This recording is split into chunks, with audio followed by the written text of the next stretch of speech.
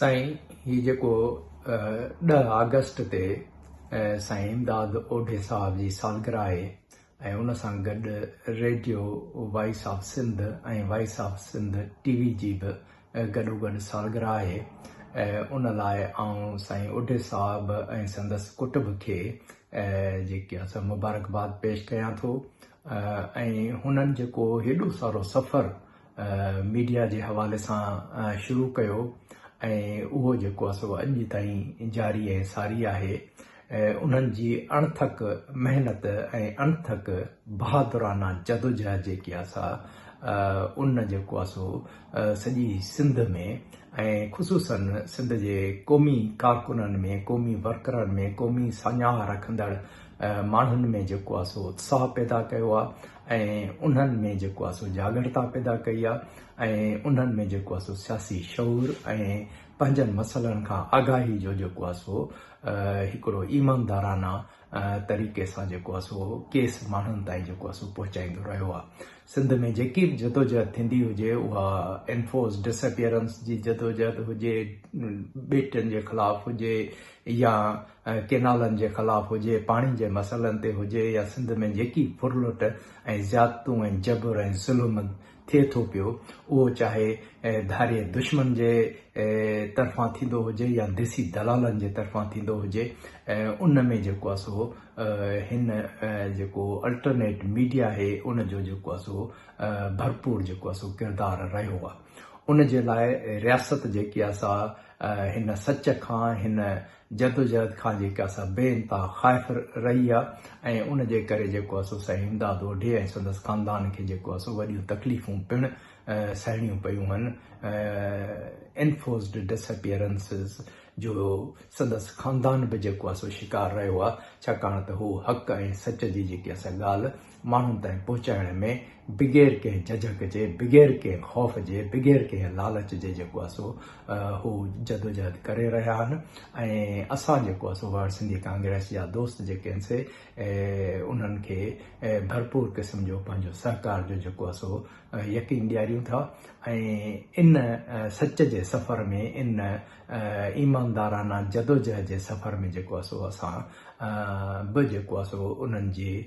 10 अगस्त वारे प्रोग्राम में जेको आहे सो शिरकत बि कंदासूं ऐं उन्हनि खे जेको आहे सो भरपूर सहकार जो जेको आहे सो यकीन ॾियारियूं था त तव्हां जेके आहिनि से अकेला न आहियो। तव्हां सां गॾु जेके असां सॼी सिंध जेकी असां सिंध जा क़ौमी वर्कर, सिंध जा क़ौमी कारकुन, सिंध जा साञाहबंद बि जेके आहिनि से तव्हां सां गॾु आहिनि ऐं इन जदोजहद में, इन सफ़र में जेके असां हेॾो सारो जेको सफ़र तव्हां शुरू कयो आहे ऐं पंहिंजे हड़ा वड़ा ख़र्च करे, पंहिंजे जेके असां तकलीफ़ूं सही ओॼागा काटे जेको आहे सो तव्हां जेके असां हीअ जदोजहद कई आहे, उनखे जेको आहे सो सिंधी माण्हू जेके आहिनि से कॾहिं बि जेको आहे सो न विसारींदा ऐं नई जेको आहे सो उन जदोजहद खे रायगान थियणु ॾींदा। अॼु जेको आहे सो सिंध बेइंतहा ॾुखे दौर मञा गुज़री रही आहे, जिते रियासत जो जबर ऐं रियासत जी ज़्यादतुनि जे करे जेके असां सॼी लोकल मीडिया जेके असां ख़ामोश थी रहे ऐं सिंधी माण्हुनि जे मसइलनि खे, सिंधी माण्हुनि सां थींदड़ ज़ुल्म ऐं ज़्यादतुनि खे इंक्लूडिंग ॻोठ जेको आहे सो बिजाराणी लिगारी जे ख़िलाफ़ु जेके असां जेको रियासती दलालनि जे तरफ़ां ऐं पीपल्स पार्टी जे होम मिनिस्टर जे तरफ़ां ऐं जेके वर्दी पोश गुंडा आहिनि उन्हनि जे तरफ़ां जेको आहे सो जेकी सिंध में जेके असां ज़्यादती थिए पई ऐं उन जदोजहद खे उजागर करणु, उनखे जेको आहे सो माण्हुनि ताईं पहुचाइणु ऐं उनखे जेको आहे सो हक़ ऐं सच जी राह खे जेको आहे सो उजागर करणु जेको आहे सो उन में जेको आहे सो साईं इमदाद ओढे ऐं उनजे वॉइस ऑफ सिंध टीवी जो जेको आहे सो भरपूर क़िस्म जो जेको आहे सो किरदारु रहियो आहे, जेको न विसारण जॻो आहे ऐं हू ख़ौफ़ बि इन खां खाइनि था त किथे सिंधी माण्हुनि खे हक़ ऐं सच जी ॻाल्हि जी ख़बर न पइजी वञे, किथे जेके असां सियासी शऊर न उन्हनि खे अची वञे, किथे जेके असां हू जेकी हुननि खे जेको आहे सो माण्हुनि खे मुंझाइण जी कोशिशि कनि था, माण्हुनि खे जेको आहे सो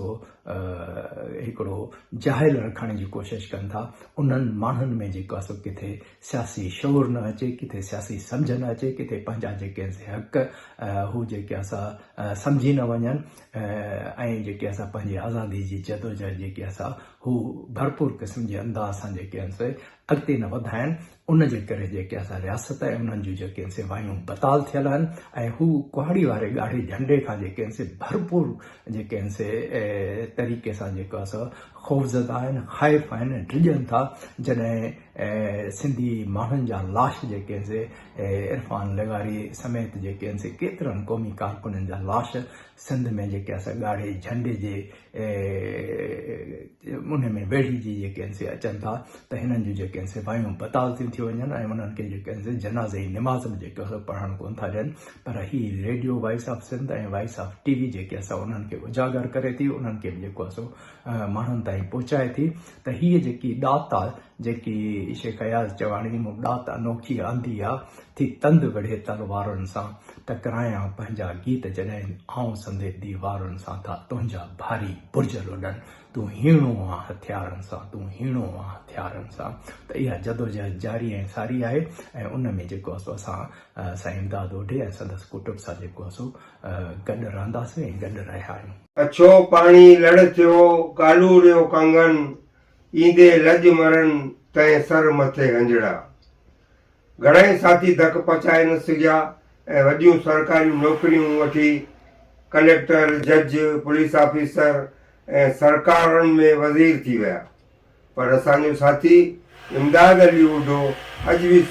समाजी तब्दीली ऐं इंसानी बराबरी खे बहितर रस्तो सम्झी बाट में लाट ॿारे वेठो आहे। मजबूरी में खेसि जलावतन थियणो पियो ऐं अॼु लंडन में रेडियो वॉइस ऑफ सिंध ऐं वॉइस ऑफ सिंध टेलीविज़न हलाए पियो ऐं संभाले पियो ऐं सिंध मण खे यादि पियो करे। सिंधियुनि जे ॾुख ॾोलावनि में साथ ॾींदे अॼु 10 अगस्त ते पंहिंजो 79 जनम ॾींहुं पंहिंजे दोस्तनि, अज़ीज़नि ऐं कुटुंब वारनि सां गॾिजी सिंध देश खां दूर परदेस में मनाए रहियो आहे। शार अमर सिंध जी शेवा कंदो रहे। साईं जेम सईद लाइ शेख अयाज़ जो चयल बैत मां अगरि इमदाद अली उढो लाइ वर्जायां त शायदि वधाउ न थींदो।